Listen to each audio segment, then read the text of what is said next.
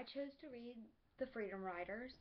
Um, as I was getting into the book, I kind of, brought myself back to my high school where, students weren't learning because of home issues and they weren't understood because teachers didn't know how to relate to them. And, Miss G, as they call her, is someone that I want to be like when I become a teacher because she understands the students not only on a teacher level but on a like personal level, and that's what I want to do because if students are, thinking about their home problems, they're not wanting to learn the material that I'm teaching. Um, Also, she didn't just, at first, she was trying to get them to open up in front of the classroom, but then she realized that their peers were judging them.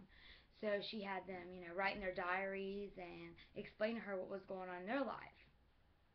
And I just feel like that's a great way because they're not being judged anymore, They can actually say how they feel and what's going on, and it just be her reading it.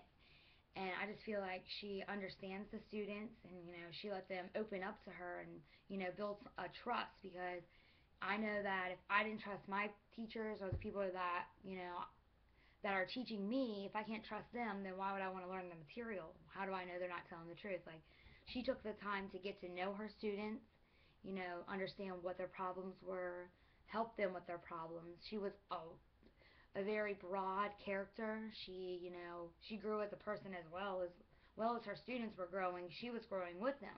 She understood what was going on outside the classroom, why they were doing what they were doing. She got to know them.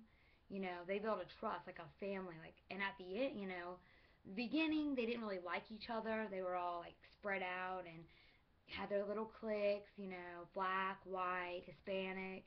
And by the end of the, book, in the middle of it, they were kind of coming together. And by the end of it, they were really close. And she followed them to other, grades, and which is really good. And I would love to do that. I want to get to know my students, and I can really relate to this because my high school, like I said, teachers weren't very, understanding. I had one teacher who was my favorite teacher, Miss Martin.